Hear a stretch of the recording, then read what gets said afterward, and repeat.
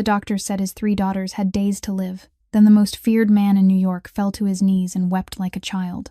Alexander Russo hadn't cried in 15 years. Not when he killed his first man at 19. Not when he buried his wife Victoria 2 years ago. But the day Dr. Catherine Wells said, "Your daughters have maybe 2 weeks left." That day something inside him shattered. Emma, Sophie, Grace, 7 years old, dying. Leukemia had stolen everything. Their hair, their energy, their childhood. Now it was coming for their lives. Alexander stood in the hospital wing of his Connecticut mansion, staring at 3 small bodies in hospital beds, tubes in their arms, machines beeping. Their breathing so shallow you had to watch close just to know they were still alive. He'd spent millions, called in every specialist money could buy, threatened doctors, bribed researchers. Nothing worked. His reputation was a dark shadow that stretched across 5 states, leaving a trail of submission in his wake. But none of it mattered now. Grace, the smallest, opened her eyes. Her voice was barely a whisper. "Daddy, am I going to die?" Alexander's chest tightened. He knelt beside her bed, took her tiny hand in his. "No, baby. I promised your mama I'd protect you." But even as he said it, he knew the truth. He was losing them. And for the first time in his life, there was nothing he could do about it. Before we continue, hit that subscribe button and turn on notifications.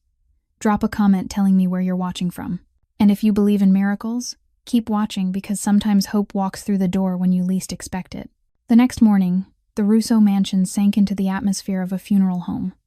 Weak light slipped through heavy black curtains, casting a chill that felt like a morgue. The flower arrangements that had once been vivid were now wilted, petals scattered across tabletops with no one bothering to clear them away. In the kitchen, the cook sat motionless beside pots gone cold, making nothing at all because, as she said, the children could not eat any more anyway. The household staff drifted from room to room like ghosts, whispering in shadowed corners, avoiding one another's eyes as if they were afraid to admit what no one dared to speak out loud. The entire house felt like it was holding its breath, braced for an inevitable end that everyone could feel but no one dared to name. Then she appeared. Charlotte Brooks arrived at the main gate of the Russo mansion at 8 o'clock in the morning. No one had invited her. No one had scheduled her. She was simply there, standing before the towering iron gate, as if it were the most natural thing in the world. 28 years old, brown hair tied neatly at the nape of her neck, an old coat with shoulders worn thin from too many winters. No jewelry, no makeup, nothing that called attention to itself. But her eyes were different. In them lived a sorrow so deep it belonged only to people who had witnessed the worst life can do. And behind that sorrow was a strange steadiness, as if she had walked through hell, and there was nothing left that could frighten her. 2 large security guards stopped her at the gate. One of them looked her up and down with open contempt. He asked who she was and whether she had an appointment. Charlotte answered in a calm voice. She said she had come for the children. The guard gave a snort of laughter, the kind of laugh from someone who had heard too many empty promises. He told her everyone said they had come for the children, and that she should get in line. But Charlotte did not move. She stood there, meeting their gaze as if she had more right to be on that ground than anyone else. She said that in that case, she wanted to see whoever was in charge. Maybe it was her stubbornness, or maybe it was something in her eyes that made the guard hesitate. He turned away and called someone. 10 minutes later, Mrs. Sullivan appeared. The 65-year-old housekeeper had worked for the Russo family for 20 years. She had seen everything, from secret meetings at midnight to gunshots echoing from the east wing of the mansion. But nothing had worn her down the way the past 6 months had. She studied Charlotte from head to toe, her expression tired and doubtful. She sighed and said it was another one. Over the past 6 months they had had 12 nurses, specialists from Europe, healers, fortune tellers, and no one lasted more than 2 days. Charlotte did not blink. She said she was not a nurse. Mrs. Sullivan asked what she was then. Charlotte said she was the one who would not give up. Mrs. Sullivan kept looking at her for a long moment. She had seen too many people say things like that, only to run when they saw 3 tiny little girls lying in hospital beds, their breathing faint, their skin white as paper. But there was something different in this young woman's eyes. Not the naive confidence of someone who had never faced death, but the hard steadiness of someone who had looked death in the face and still remained standing. "Listen, girl," Mrs. Sullivan said, her voice softening just a little. "This house is waiting to die. There is nothing left to do but wait," Charlotte replied, her voice not wavering even the slightest bit. "Then maybe it needs someone who refuses to wait. Silence stretched out. Mrs. Sullivan looked at her again, for a long time, as if trying to read something hidden behind those brown eyes. Then she let out a breath. She asked if Charlotte wanted to meet Mr. Russo. Fine, she said. But do not say she had not warned her. Charlotte nodded.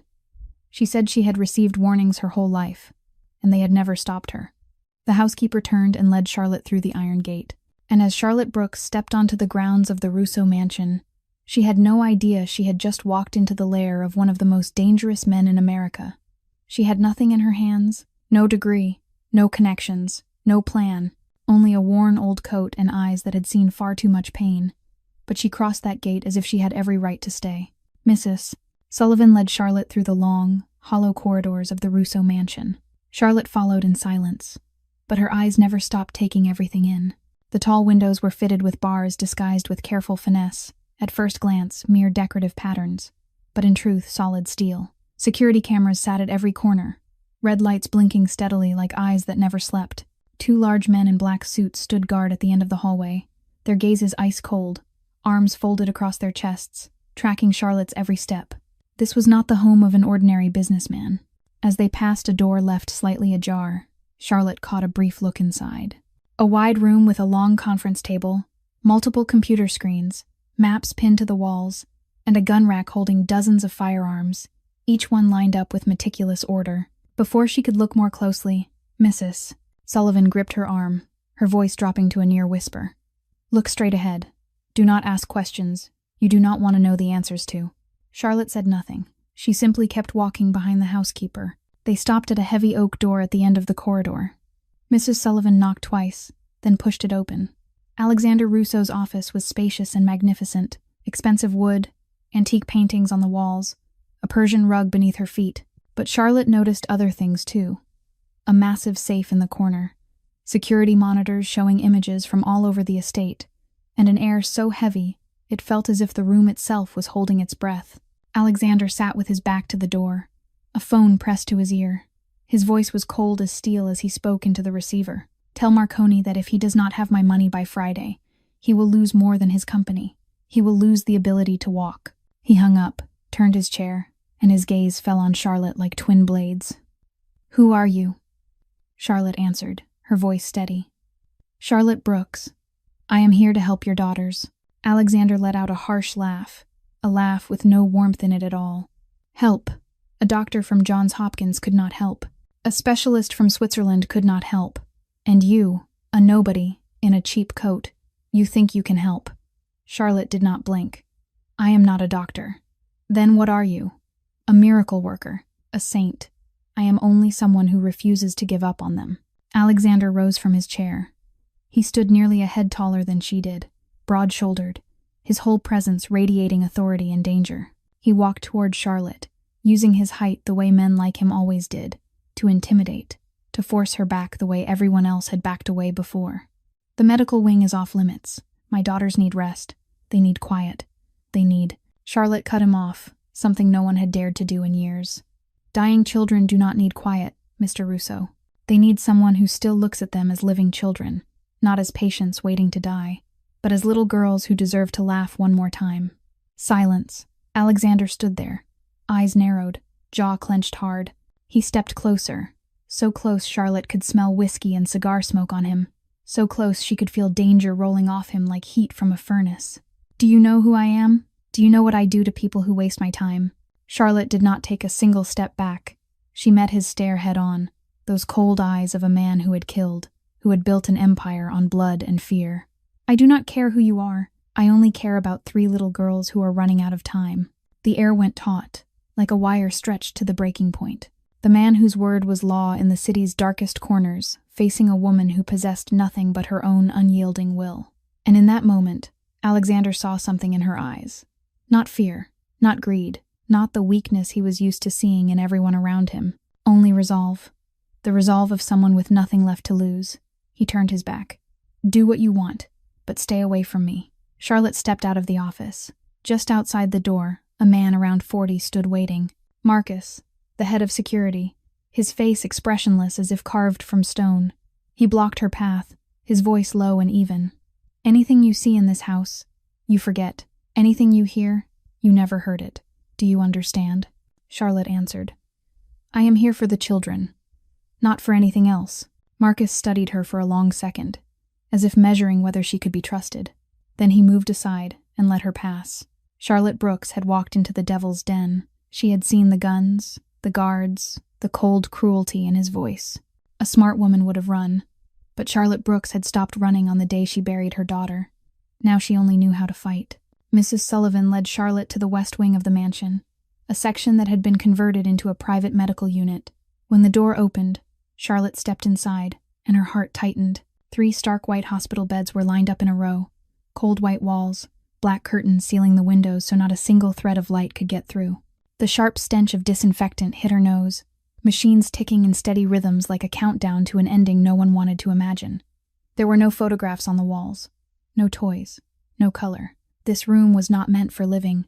It was a room where time seemed to stand still, counting down to an inevitable end. And 3 tiny little girls lay on those 3 beds, like 3 flowers wilting in the dark. Charlotte stood there for a moment, taking it in, and then she did something no one expected. She pulled off the medical gloves Mrs. Sullivan had handed her and tossed them into the trash. The housekeeper started to say something, but Charlotte had already moved toward the first bed. Where Emma lay, she set her bare hand against the child's cheek, feeling the fragile, icy skin beneath her palm. Emma opened her eyes, startled by the warmth on her flesh. Her eyes widened in surprise. Your hand is warm. Everyone else wears gloves. Charlotte gave a small, gentle smile. Gloves are for strangers. I am not a stranger anymore. Emma looked at her, with the wary doubt of a child who had seen too many people come and go. Who are you? Another new nurse. No, I am Charlotte, and I am staying. From the middle bed, Sophie asked softly, her voice as light as breath. Staying. How long? As long as you need me. And from the last bed, where Grace lay, the smallest and weakest of the 3 sisters, a frail voice rose. Each word came with effort, as if every syllable were an extraordinary struggle. Everyone looks at us like we are already dead. Charlotte felt her heart break. She went to Grace's bedside and sank to her knees so her eyes were level with the child's. She took Grace's tiny hand, so cold and so thin she could feel each little bone beneath the delicate skin. Then everyone is wrong, Charlotte said, her voice firm. I do not see ghosts when I look at you, Grace. I see fighters. I see 3 little girls who have never given up. Grace looked at her, wide eyes glimmering with something she had forgotten for a long time. Hope. Charlotte rose and walked to the window. She gripped the heavy black curtain and yanked it open. Sunlight flooded the room for the first time in months, driving back the darkness like a miracle. All 3 girls squinted, lifting their hands to shield their faces. Sophie let out a small groan. Too bright. Charlotte opened the window, letting winter air pour in, cold but clean, sweeping through a room that had been sealed too long with the smell of medicine and sickness. Emma asked anxiously, We will get even sicker. Charlotte turned back to them, her eyes gentle but unyielding. Sunlight and fresh air have never made anyone sick, sweetheart. Darkness is what has been hurting you. That night, Charlotte sat in a chair between the 3 hospital beds. She did not read their charts. She did not check the machines.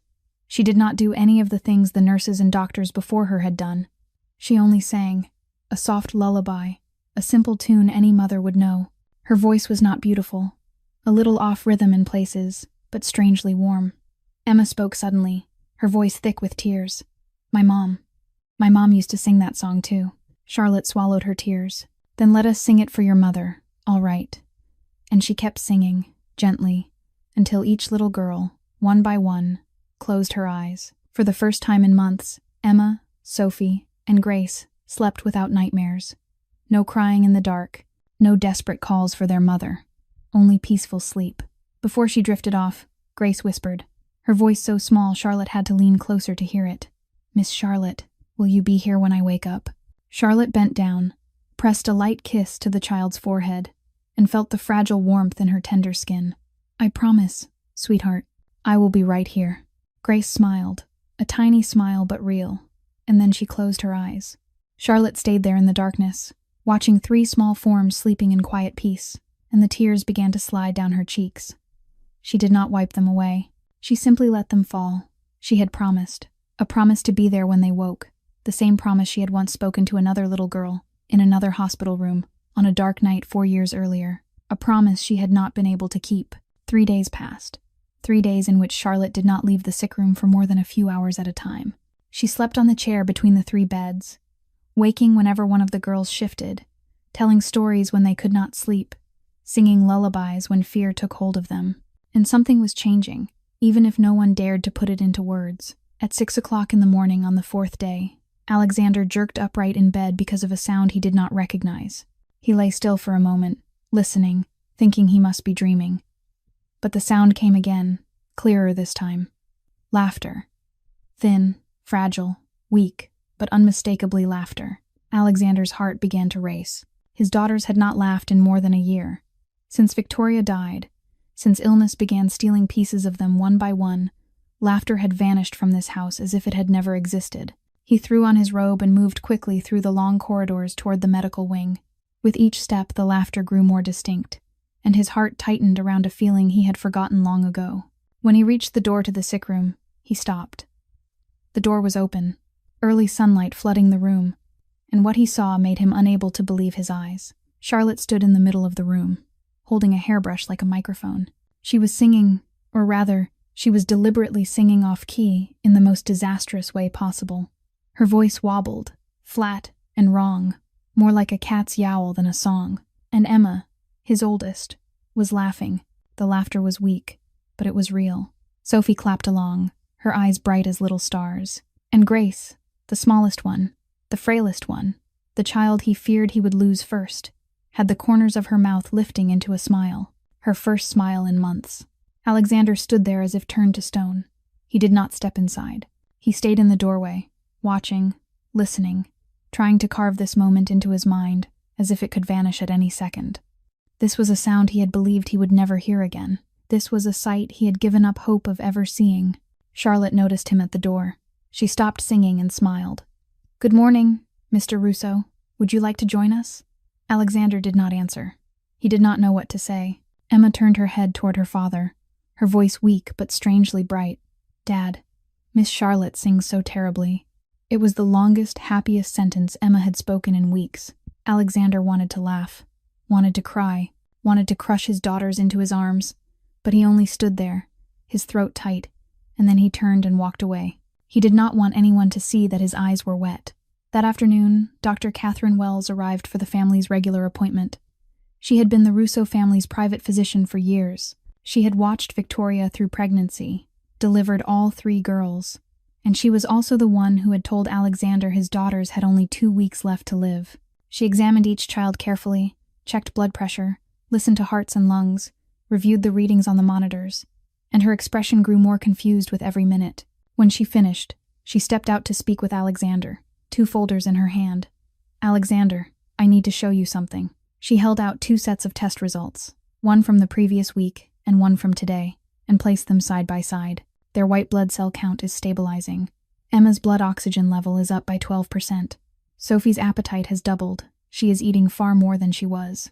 And Grace, she stopped, shaking her head as if she did not believe what she was saying. Grace's fever has broken for the first time in a month. Alexander stared at the numbers on the page, his heart pounding harder. "What does that mean?" "They are getting better." Dr. Wells was silent for a long time. "I do not know," she admitted, her voice thick with bewilderment.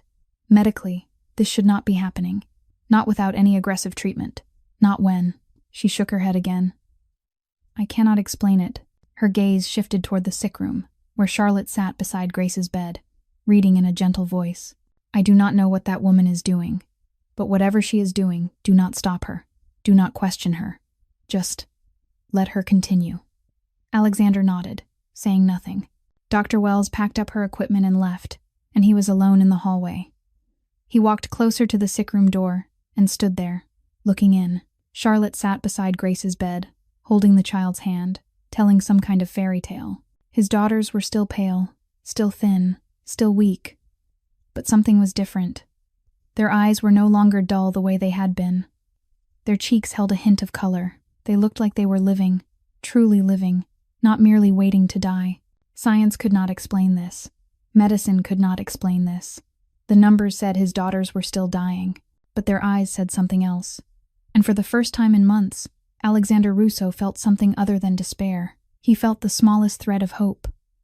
A hope that was frightening and dangerous, because hope could make the fall hurt 10,000 times worse. A week passed. A week in which small bursts of laughter began to ring out more often in the sick room. A week in which the girls ate more, spoke more, and their eyes began to brighten instead of staying dull the way they had been before. Early that morning, Charlotte stood in the kitchen with Mrs. Sullivan. The housekeeper was preparing breakfast when Charlotte spoke. "I need a few things. Pink and purple balloons, decorations, baking ingredients, and candles, Mrs." Sullivan paused, staring at her in surprise. "What for?" Charlotte answered, her tone as calm as if she were commenting on the weather. "The girls will turn 7 in 10 days. We are going to throw them a birthday party." Mrs. Sullivan's face went pale. She set the knife down and looked at Charlotte with an expression that held both pity and worry. "Miss Brooks, a birthday party. Those children might not." She did not finish the sentence. She did not have to. They both understood what she meant. They might not live to see their birthday. Charlotte met her gaze without the slightest wavering. "Then we give them a reason to fight for 10 more days. A cold voice cut in from the kitchen doorway. "A birthday party." Alexander stood there, and no one knew how long he had been there, how much he had heard. His face was blank, but his voice sounded like cooled steel. Charlotte turned to face him. "Yes." Alexander stepped into the kitchen, each footfall heavy, like a hammer striking stone. "A birthday party for 3 children who could die before they ever get to blow out the candles. You think that is kind?" Charlotte did not retreat. "I think it is necessary," Alexander exploded.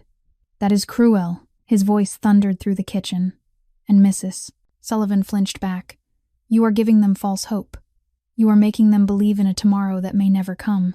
And when they go, when I have to bury 3 empty promises, then what? What will you say then? How is that kind?" The kitchen fell into a tense silence. Mrs. Sullivan stood, pressed into a corner, afraid to breathe too loudly. But Charlotte did not tremble. She stood there, facing the fury of the most powerful man in New York, and when she spoke, her voice shook slightly but stayed strong. "I know what it feels like to sit beside a hospital bed, Mr. Russo. I know what it feels like to watch someone you love fade while the world keeps turning as if nothing is happening." She paused, her eyes going far away, as if she were looking into a painful memory she had tried to bury for a long time. "And I know the difference between giving up and giving them something to hold on to. Hope is not cruel. Giving up is cruel. Silence is cruel. Treating them like they are already corpses, that is cruel." A heavy quiet settled over the kitchen. Alexander stared at her, and for the first time, he saw something behind those brown eyes. Not the naive stubbornness of someone who had never tasted loss, but pain. Old pain, deep and raw, never fully healed. The pain of someone who had stood where he was standing, who had seen what he was seeing, and who had lost the thing he was terrified of losing. Charlotte Brooks was not merely a stubborn woman clinging to naive hope. She was someone who had walked through hell and survived. Alexander said nothing more. He looked at her for a long time, a very long time, as if trying to read the story hidden behind her eyes. Then he turned and walked out of the kitchen, but he did not forbid it. He did not stop her. He did not order her to quit. He simply left. When Alexander's footsteps faded, Mrs. Sullivan let out a breath, as if she had been holding it through the entire exchange. She looked at Charlotte differently now, no longer with skepticism, but with a quiet respect. "Then," she said softly, "I suppose we need to make a shopping list." Charlotte exhaled, her shoulders sagging. She had not realized how tense she had been until that tension finally loosened. She had won a battle. But the war was still long. Charlotte was not only fighting for Alexander Russo's daughters, she was fighting a war she had lost once before. And Alexander Russo, the man who had never stepped back from anyone, found himself stepping aside to make room for a woman who had nothing in her hands except hope and a broken heart. That night, around 11 o'clock, Charlotte woke to the sound of Grace coughing. She checked on the girls and saw they were still sleeping peacefully, but she realized they had run out of clean towels. She decided to go find more. The Russo mansion was enormous and complicated like a labyrinth, and in the dark every corridor looked the same. Charlotte went the wrong way and wandered into the east wing of the house, an area she had never set foot in. It was darker there, colder, without the warm lights that softened the rest of the mansion. No staff moved through it. There was only darkness and a frightening silence. She was about to turn back when she noticed light slipping through the crack of a door at the end of the hallway.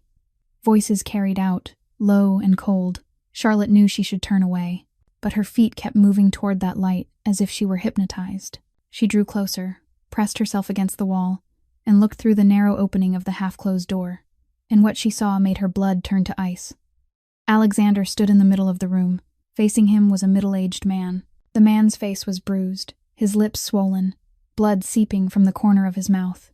His hands were tied behind his back, his knees on the freezing concrete floor. Marcus and another bodyguard stood behind him, faces as cold as stone, without a flicker of emotion.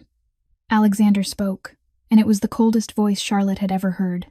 Colder than the first time they met, cold as if this man no longer had a trace of humanity left. "You stole from me, Danny. $200,000. You thought I would not find out." Danny trembled, tears and blood mixing on his battered face. "Please, Mr. Russo. I have a family.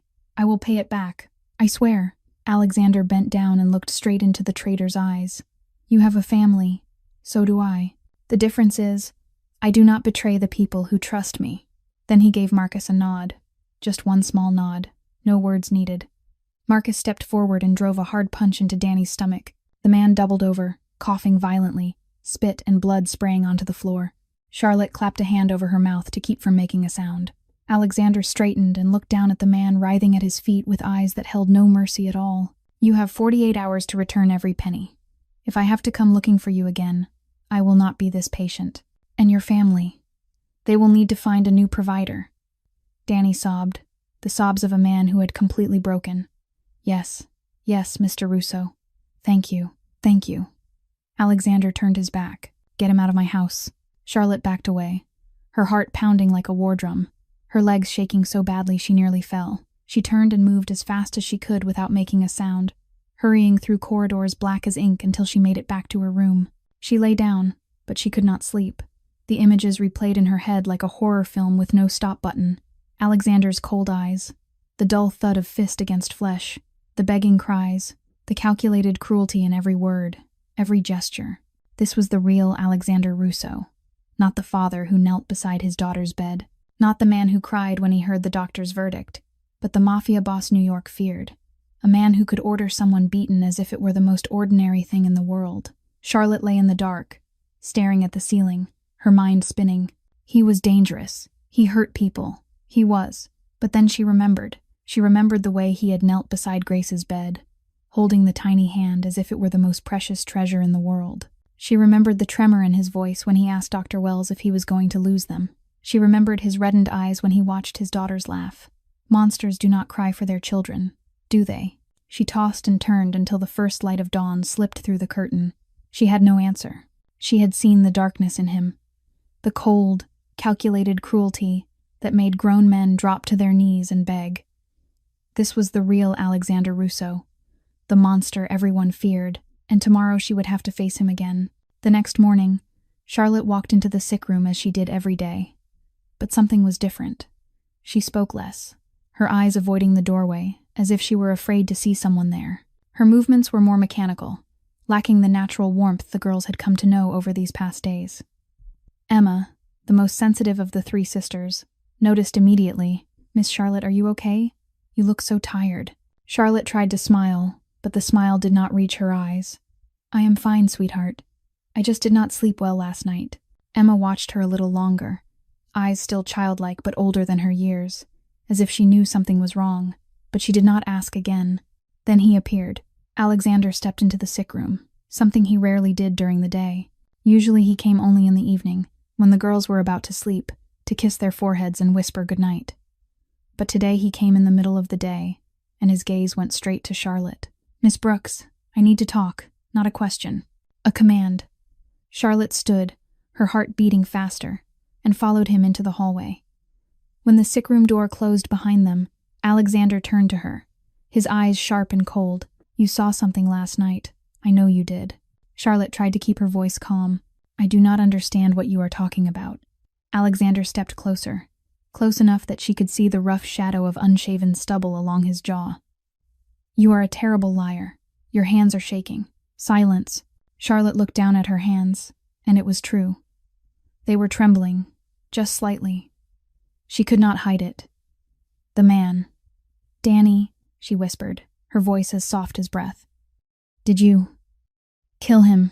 Alexander answered without the slightest change in tone. No, but I hurt him, and I will do it again if I need to. Charlotte stared at him, feelings colliding inside her. How can you do that, and then walk into that room and smile at your daughters? Alexander let out a slow breath, leaned back against the wall, and for the first time Charlotte saw exhaustion on his face. Not physical fatigue, but the weariness of a soul stretched thin. Because they are the only clean thing in my life. He looked toward the sick room door, where 3 small daughters were waiting. Everything I have built, the money, the power, the empire, it is all built on blood and fear. But them. They are innocent. They are the reason I have not completely lost myself. Charlotte asked, her voice quieter now. But how do you keep it separate? The man who hurts people and the man who sings his children to sleep. Alexander was silent for a long time. My wife asked me that once. Victoria. She knew exactly who I was, and she still married me. He paused, his eyes drifting as if into a memory that lived far away. She used to say, "The man who leaves the house in the morning is not the man who comes back at night. I married the one who comes back." She kept those 2 worlds separate. She kept me separate. When she died, I nearly let the darkness swallow everything. He looked at Charlotte, and there was something different in his gaze now, no longer as cold as it had been.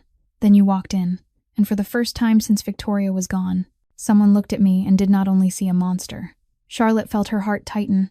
She did not know how to respond to this sudden honesty. "I should leave," she said, her voice trembling a little. "Everything in me is telling me I should run." Alexander asked, his voice low. "Then why do you not run?" Charlotte looked toward the sick room, where 3 little girls were waiting for her to return. "Because those children need me more than I need to feel safe." Silence stretched between them. Charlotte spoke again. "I will not pretend to understand your world. I will not pretend it does not frighten me," Alexander replied. "I am not asking you to," Charlotte continued. "But I will not leave. Not yet. Not until." She stopped, unable to finish. "Until what?" Alexander asked. "Until I know they will be okay." They looked at each other in silence, longer than usual, longer than necessary. Neither of them spoke again. Then Charlotte turned and walked back into the sick room. Alexander remained alone in the hallway, watching her disappear behind the door. Charlotte had seen both sides of him, the monster and the father, the darkness and the desperate hope. She could not reconcile them. She could not understand them. But somehow, she could not walk away either. Charlotte woke at 5 o'clock in the morning. She had not slept much these past few nights, partly from nerves, partly because she wanted everything to be perfect. While the whole house was still drowned in darkness, she quietly turned the sick room into a fairy tale world. Pink and purple balloons hung everywhere, from the ceiling to the corners of the beds. Shimmering tinsel garlands caught the glow of tiny lights she had hidden beneath paper flowers. A large banner with the words "Happy 7th Birthday, Emma." Sophie and Grace hung on the wall opposite the 3 beds. Fresh flowers sat on each bedside table, roses and lavender releasing a gentle fragrance that chased away the disinfectant smell that had haunted the room for so many months. When the first sunlight of the new day began to slip through the window, Emma opened her eyes. She blinked, thinking she must be dreaming. Then she shot upright, mouth falling open, eyes wide as marbles. "Sophie, Grace, wake up, wake up, wake up!" Sophie and Grace stirred awake, and when their eyes opened, both of them went still. The cold white room they had grown used to was gone, replaced by a world overflowing with color and joy. Sophie burst into tears, not from pain the way she had so many times before, but from happiness. This is a birthday party," Grace whispered, her voice trembling. "Is it real? Is this real?"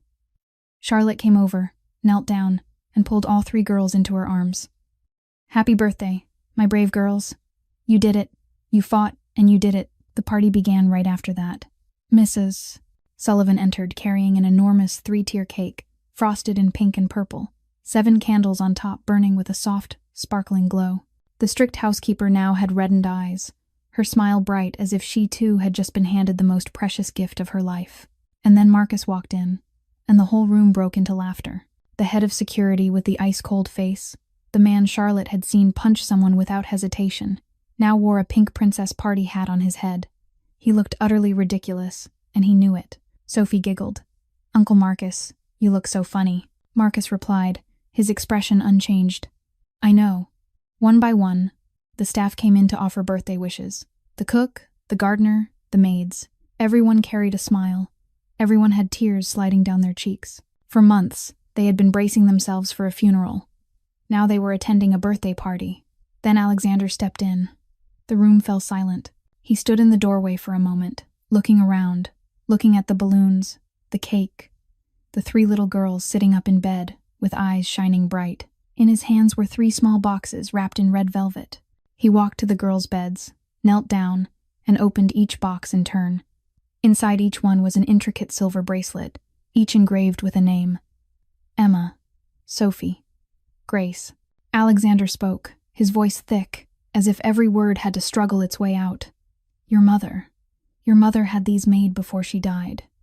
She wanted you to receive them on your 7th birthday. I have kept them all this time. I was afraid to bring them out because... He could not finish, but everyone understood. He was afraid this would be the last gift. He was afraid his daughters would not live to receive them. But you are here, he went on, his voice shaking. You fought, and you are here. And your mother would want you to wear them. The girls threw their arms around their father. Emma whispered. Thank you, Dad, Sophie said, her voice breaking. We miss Mom so much. And Grace, the smallest one, the frailest one, said something that made every heart in the room melt. But we still have you, Dad. Alexander held all 3 children close, and he cried. Not hiding it, not ashamed. The infamous Mafia boss, the man New York feared, was crying in a room filled with pink balloons, surrounded by his 3 small daughters. Charlotte stood in the corner, tears running silently down her cheeks. She looked at the 3 girls, their hair beginning to grow back in thin, fragile strands, a hint of color in their cheeks, their eyes glittering with joy. And she remembered another little girl, another hospital room, a 7th birthday that never came. After the party, when the girls were asleep again, their hands still wearing their new silver bracelets, Alexander found Charlotte standing alone in the hallway. Thank you, he said, for everything. Charlotte shook her head. You do not need to thank me. I do, Alexander said. You gave me something I had forgotten existed. What? Charlotte asked. Alexander looked at her, his eyes gentler than she had ever seen them. Hope. The belief that tomorrow might truly come. It was the happiest day the Russo mansion had seen in the past 2 years. 3 little girls laughing, a father crying from happiness, a woman standing in the corner, remembering a birthday that never came. None of them knew what was waiting ahead. 2 days after the birthday party, the miracle still continued. The girls grew stronger every day, slowly but surely. Emma could sit up now, able to hold a spoon and eat her porridge without anyone feeding her. Sophie insisted on sitting by the window to watch the snow fall, her eyes lighting up as white flakes drifted past her view. Grace was still the weakest of the 3 sisters, but she talked more, laughed more, and the silver bracelet engraved with her name never left her wrist for even a second. That afternoon, Charlotte sat on the porch, watching the first snowflakes begin to fall. The cold cut into her skin, but she did not go inside. She needed this quiet moment, needed time to breathe, to believe that things were truly getting better. Footsteps sounded behind her. Alexander stepped out, a cup of hot tea in his hand. He did not speak. He simply offered her the tea, then sat down in the chair beside her. They sat like that in silence for a long time, watching the snow, listening to the wind moving through bare branches. Then Alexander spoke. You know, my men are terrified of me. Politicians avoid my calls. But you looked me in the eye from the first day, and you did not flinch. Charlotte took a sip of tea, feeling the warmth spread through her. Should I be afraid? Alexander turned to her, and his voice changed, softer, more sincere. No, never be afraid of me. They looked at each other longer than usual, longer than necessary.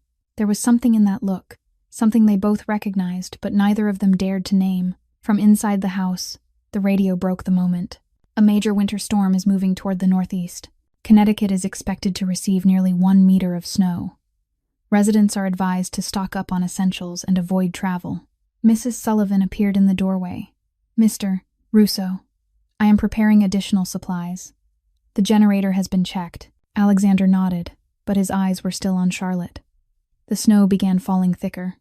That night, Charlotte went into the sick room to check on the girls one last time before sleeping. Everything was fine. Emma slept deeply, her breathing steady. Sophie smiled in her dreams, perhaps dreaming of the birthday party. Grace was warm, but not worrisome. Nothing unusual. Charlotte tucked the blanket more snugly around her, bent down, and kissed her forehead. "Sleep well, little angel." Then she sat down in the familiar chair between the 3 beds, deciding she would keep watch tonight. She did not know why, but something in her chest would not settle. Outside, the wind began to howl. The snow fell heavier and heavier. The gusts grew louder and louder. And somewhere in the darkness, fate was preparing to test them all. By tomorrow morning, Charlotte would have to face the nightmare she had been running from for 4 years. The storm hit at 9 o'clock at night. The wind howled like a wild beast screaming into the dark, snow slamming against the windows with terrifying force, turning the world outside into a complete white blur. Trees whipped against the mansion's walls, each impact sounding like a gunshot, and then the power went out. Darkness swallowed the house in an instant, leaving only the shriek of the wind and the piercing alarms of the medical equipment. A few seconds later, the backup generator kicked on, weak light returning, just enough for the machines in the sick room to keep running. Alexander rushed out to check the house, his face pulled tight as a wire. Marcus ran to him, voice low and fast. "Sir, all roads are blocked. We are completely cut off. No way in, no way out." Alexander pulled out his phone and stared at the screen. No signal.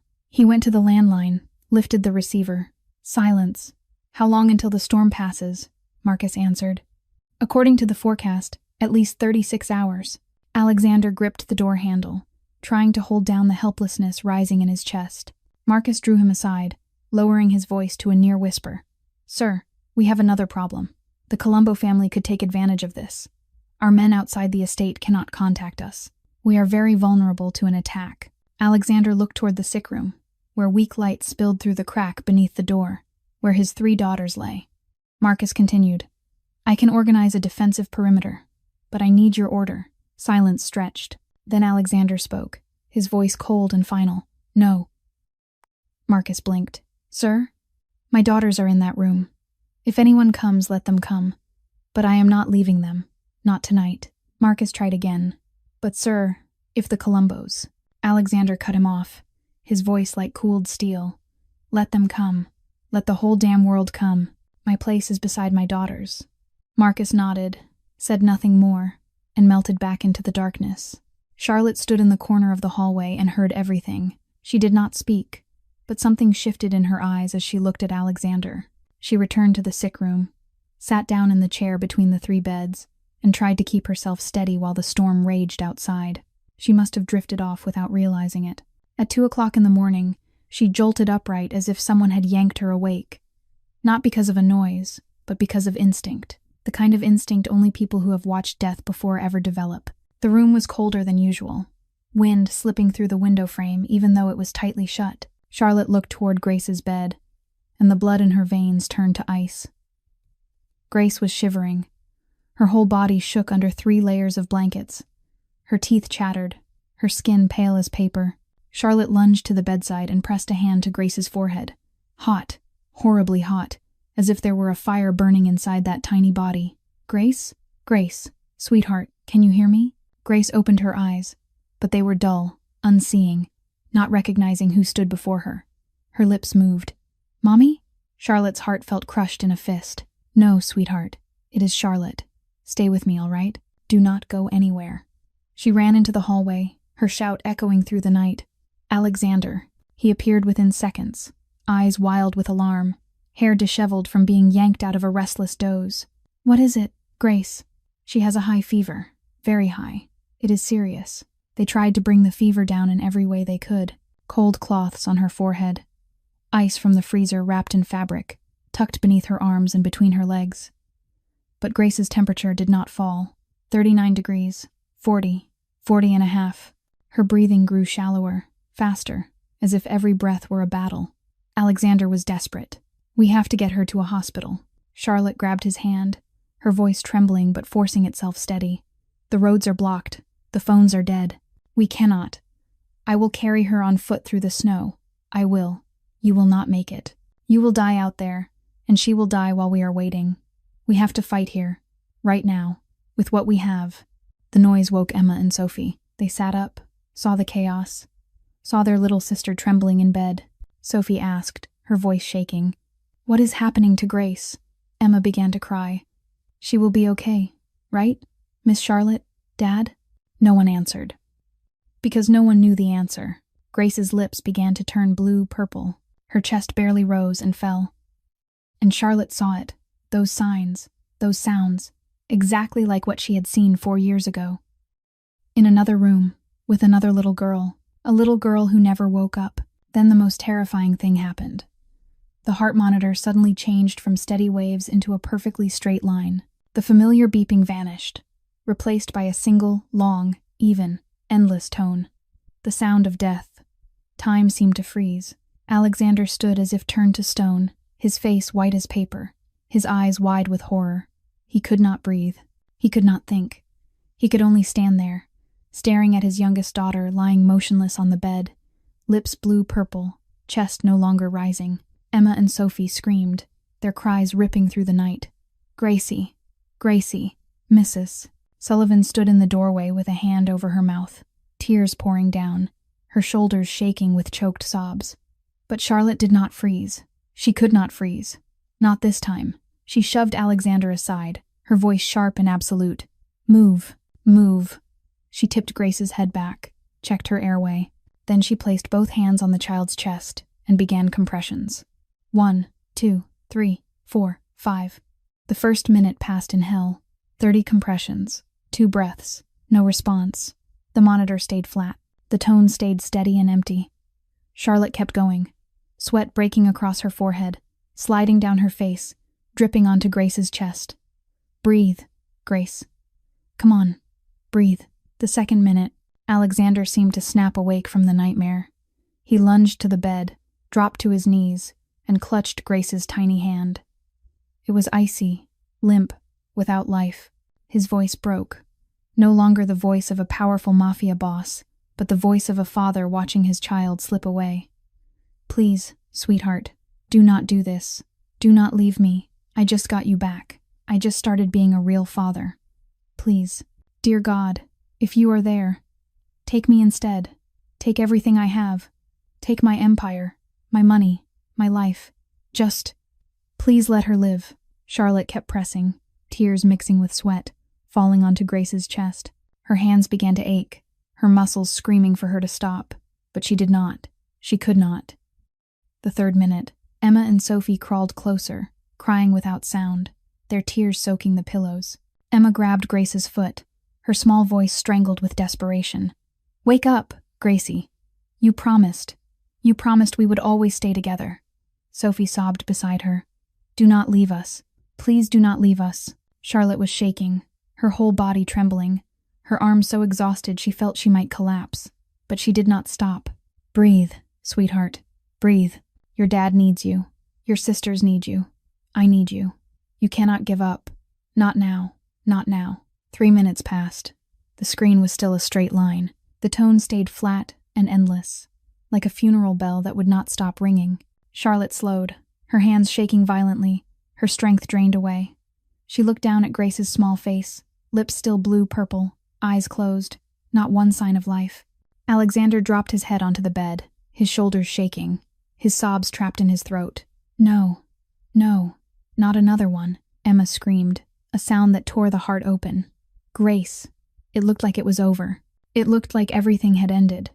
It looked like the storm outside had stolen the last small life left in the Russo family. Charlotte looked down at Grace, and she saw another little girl. The boundary between the past and the present vanished, as if the ghost of her lost daughter had returned to haunt this desperate moment. Every rhythmic push on Grace's chest was a silent plea for a second chance at a miracle she thought was lost forever. The same deadly silence. 3 minutes. The same length of time. The same desperate counting. The same prayers falling into emptiness. Charlotte had been here before. 4 years ago. With another little girl. A little girl named Rose. A little girl who never came back. But Charlotte did not stop. Even though her hands were shaking so badly she could barely control them, even though everything looked hopeless, even though the long, empty tone kept sounding like a death sentence, she kept compressing Grace's chest, counting through broken breaths. 1, 2, 3, 4, 5. The past and the present began to blur together inside her mind. This room layered itself over another room. Grace's face overlapped with the face of another little girl. The ghost of her past was merging with the reality of the present, fueling a desperation she hadn't felt in years. The same despair tearing her chest apart. Charlotte screamed, her voice shattering with desperation, with the pain she had tried to bury for 4 years. Not her again, Rose. Come back. She froze for a second, realizing what she had just said. That name. The name she had not spoken in 4 years. The name she had tried to bury deep in her heart, along with grief that never faded. Alexander lifted his head when he heard the unfamiliar name. His eyes locked on Charlotte, full of questions. Rose. Who is Rose? But there was no time to ask. No time to explain. Charlotte shook her head, drove every thought away, and kept going, wilder, harder, as if she were fighting death itself. You cannot die. You cannot die. Not this time. Not this time. And then it happened. A cough. Small, weak, but real. Everyone went still. The room seemed to stop breathing. Another cough. Stronger. Then Grace's chest rose, and fell, and rose, and fell. Her small eyes fluttered, unfocused, like she was waking from a long dream. Her lips moved, and a faint whisper slipped out. Daddy? The heart monitor shifted from a straight line to wavering peaks. Weak, but steady. Beep, beep, beep. The most beautiful sound in the world. Alexander cried out, the cry of a man pulled back from hell. She is breathing. Oh God, thank you. She is breathing. He gathered Grace into his arms, holding her tight as if she might vanish the second he let go. He cried into her thin, fragile hair, tears soaking through. You are here. You are still here. Thank you. Thank you. Emma and Sophie rushed in, wrapping their arms around their father and their sister, sobbing with happiness. The 3 sisters clung to one another, Alexander holding all 3, a circle of love and tears. Mrs. Sullivan dropped to her knees on the floor, hands trembling as she made the sign of the cross, murmuring, Thank you, God. Thank you, Mary. Thank you to every saint in heaven. But Charlotte did not hug anyone. She collapsed back into the chair behind her, her whole body shaking beyond control. Her face was drenched. Sweat and tears mingled together until she could not tell which was which. Her hands still trembled, still jerked, as if they were still compressing in reflex, as if her body had not yet realized it was over. She watched Grace in Alexander's arms, watched the small girl breathing, living, still here. And for the first time in 4 years, Charlotte cried not from loss, but from relief. Because this time, the miracle came. Because this time, she did not have to watch a small body go cold in her arms. Because this time, she had not failed. Alexander looked up and caught Charlotte's gaze through his tears, and he saw something in her eyes. Not only exhaustion, not only relief, but pain. Deep, old pain, like a wound that had never healed. The release of someone just rescued from a nightmare. And a secret she had carried for 4 years, kept locked inside her heart, never letting anyone see. Rose. That name echoed in Alexander's mind. Who was Rose? The question was not spoken, but it was there, hanging between them like an invisible wire. Grace was alive, against every odd, against science, against everything that said she could not survive. She was alive, but in that moment of rescue, Charlotte had accidentally revealed the wound she had carried for 4 years. A name, a memory, a little girl she had not been able to save. After everything settled, Grace slipped into sleep, her breathing steady, still weak but stable.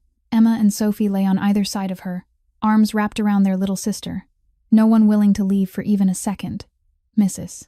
Sullivan kept watch in the chair near the door, her eyes still red from crying, but a relieved smile sat on her lips, the smile of someone who had just witnessed a miracle.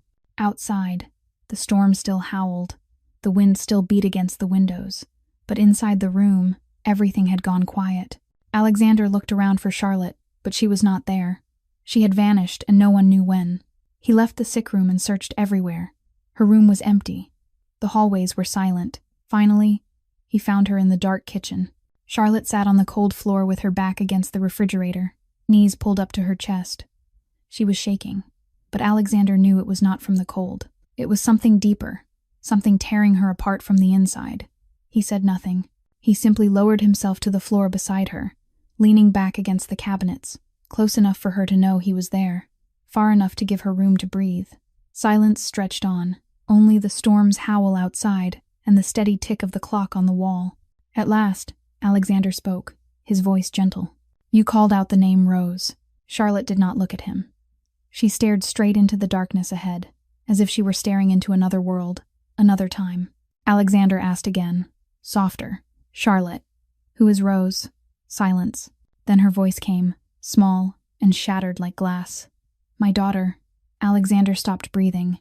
She was 6, hair like gold, eyes blue as the sky. She loved drawing butterflies. She said that when she grew up, she wanted to be a doctor who healed butterflies. Charlotte gave a faint laugh, a laugh so painful it cut. "Leukemia, the same kind as your girls, the same diagnosis, the same. Everything. We fought for 8 months. Chemotherapy, radiation, everything the doctors could try. She was brave, braver than I ever was." Charlotte paused, her voice catching as if someone were squeezing her throat shut.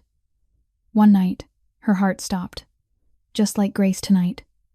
At 2:47 in the morning, I remember the exact time because the clock on the wall was the only thing I could look at while tears began to pour, sliding down her cheeks, dripping onto her hands, onto the freezing floor. I did compressions. Just like tonight, the same counting, the same prayers, the same begging. But she did not come back, Alexander. I held her. I breathed for her. I pressed on that tiny chest until my arms gave out. I begged God. I bargained. I screamed. But she did not come back. Charlotte cried.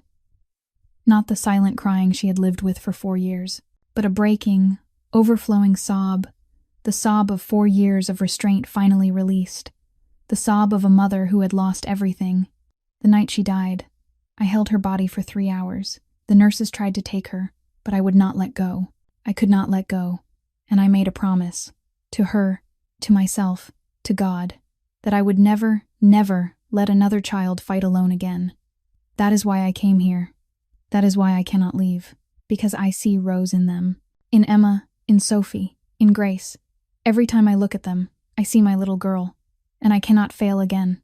I cannot. Her voice completely broke, and she cried like a child, crying as if her heart were melting into tears and pouring out without end. Alexander did not speak. There were no words for this moment, no words big enough to hold the pain she carried. He did only one thing. He pulled her into his arms. Charlotte sobbed against his chest, the sound of her grief tearing through the dark kitchen, mingling with the storm outside. For the first time in 4 years, she let someone hold her while she fell apart.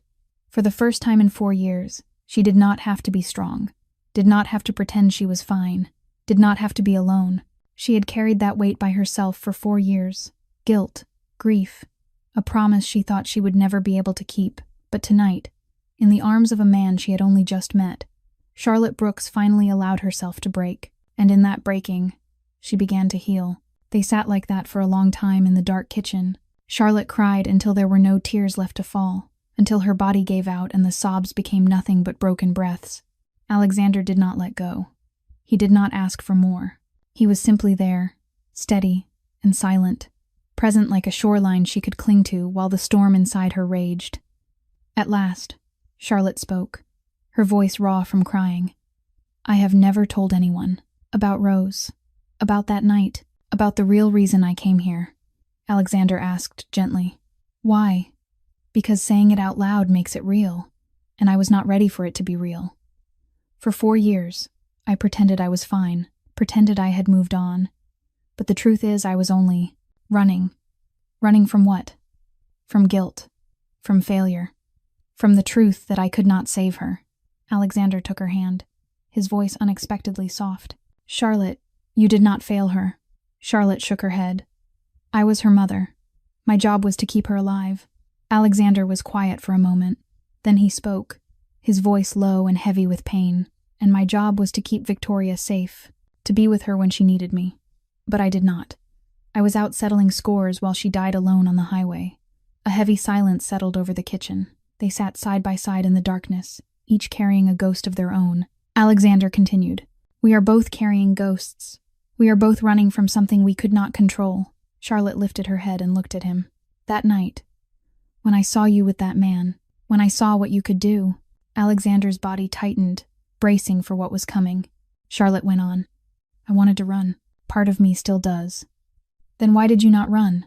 Because tonight, when everything was falling apart, when the Colombo family could attack, when your empire could be in danger, you chose to stay. With your daughters. With Grace. Charlotte met his eyes. I heard you. Let them come. My place is beside my daughters. The man who said that is not a monster, Alexander. That is a father. Alexander exhaled. I am both, the monster and the father. I cannot separate them. Charlotte squeezed his hand harder, her voice steady now. I know, and I am still here. Alexander looked at her, his eyes full of feelings he could not name. You should run. Everyone runs. Charlotte answered, her voice barely above a whisper. I am tired of running. Alexander leaned in, stopping when his lips were only centimeters from hers. Their breaths mingled in that small space, in the fragile distance between two shattered souls. Charlotte whispered, I am not afraid of you. He kissed her, gently, softly, as if he feared she would break if he used any more force, and she kissed him back, like a drowning person finding something to hold on to, like someone lost finally finding a light, like two broken pieces finding each other in the rubble. Outside, the storm began to ease. The scream of the wind softened, giving way to the stillness of dawn approaching. The first light of the new day slipped through the window, falling across two figures sitting on the cold kitchen floor. They stayed there, forehead to forehead, needing no more words. Because sometimes silence says more than language ever can. Two broken people. One who had built an empire on blood and tears. One who had buried her heart with her daughter. They found each other in the storm. And somehow, strangely, unbelievably, that was enough to begin again. The next day, the storm broke. The sun rose for the first time in 3 days, casting warm golden light over a world washed in white. Snow covered everything, the roof, the trees, the road leading into the mansion. But the sky was a clear, clean blue, as if it had been scrubbed by the fury of the wind. The roads were slowly cleared, and the outside world began to reconnect with the house that had been isolated through 3 terrifying days and nights. Dr. Wells arrived as soon as she could. She examined Grace carefully, checked every measurement, listened to her heart and lungs, studied every vital sign. Her face grew more puzzled by the minute, her brow furrowing as if she were trying to solve an equation with no answer. At last she straightened, shook her head, and looked at Alexander. Alexander, I have been a doctor for 25 years. I have seen many things. But this, she stopped, searching for words. After cardiac arrest, without proper equipment, without a defibrillator, without medication, that little girl should not be alive. Alexander answered, his voice steady but filled with gratitude. But she is alive. Dr. Wells nodded. Yes, and not only alive, her readings are stronger than they were before her heart stopped, as if that battle reset something inside her body. She looked toward Charlotte, her eyes full of respect. I do not know what you did. I do not know how you did it, but never stop. 2 weeks later, the miracle kept unfolding. The girls recovered at a pace no one dared believe. Emma could walk on her own, use the bathroom by herself, and demanded books every day. Sophie went out into the garden to play, to catch snow, laughing as if sickness had never touched her. And Grace, the child who had almost died on the night of the blizzard, recovered the fastest of all. As if beating death had poured endless strength into her, as if nothing in this world could stop her now. But it was not only the girls who changed. Alexander changed too. One afternoon, his phone rang. Business. Before, he would have answered immediately, dropping everything to deal with it. But that day, he looked out the window and saw Charlotte playing with the girls in the snowy yard. Sophie was throwing snowballs at her. Emma was laughing. Grace was trying to build a snowman. He watched for a long moment, then turned the phone off. He did not answer. Another early morning, at 6 o'clock, he went into the kitchen and tried to make porridge for the girls. He had never cooked in his life, and the result was burnt, smoke billowing up, the fire alarm nearly screaming. Mrs. Sullivan rushed in, eyes wide. Mr. Russo, what are you doing? Alexander turned, his face dusted with flour, and he laughed. A real laugh. The first in years.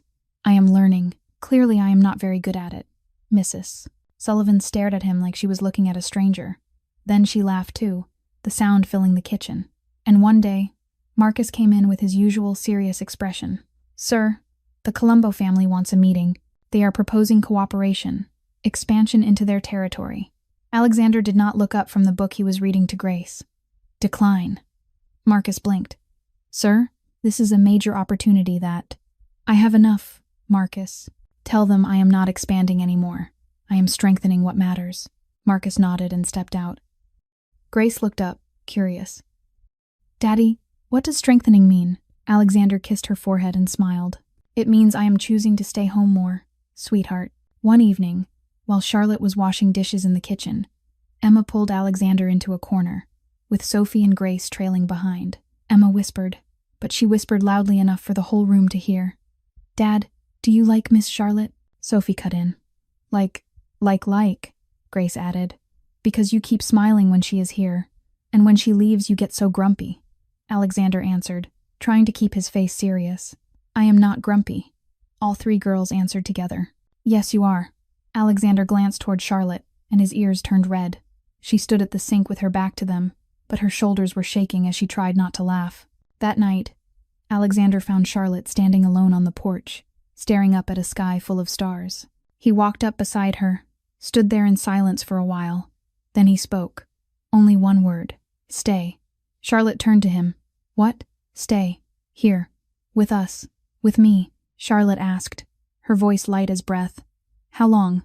Alexander looked straight into her eyes, and in his gaze there was no longer the coldness of a Mafia boss, only the sincerity of a man opening his heart. "Forever. If you want. If you will accept us." Charlotte did not answer with words. She only rested her head on his shoulder and looked up at the star-filled sky. And they stood like that, in silence, under the glittering night. She did not say yes that night, but she did not say no either. And for Alexander Russo, the man who had spent his life taking what he wanted through force, learning how to wait, learning how to hope, learning how to ask instead of demand, that was the greatest change of all. 5 years later, spring, Connecticut. The Russo mansion was no longer what it used to be. The heavy black curtains had been gone for a long time, replaced by delicate white shears that fluttered in the breeze. The windows were always open, welcoming sunlight and fresh air.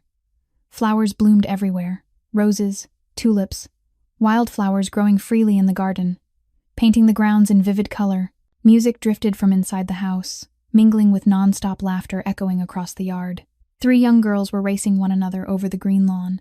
Emma, Sophie, Grace, 12 years old, long glossy hair, healthy pink cheeks, tall and bursting with life. No more hospital beds, no more machines, no more shadow of death clinging to the walls. Only childhood, laughter, and joy. Emma shouted as she surged ahead of her sisters. "I am faster," Sophie protested.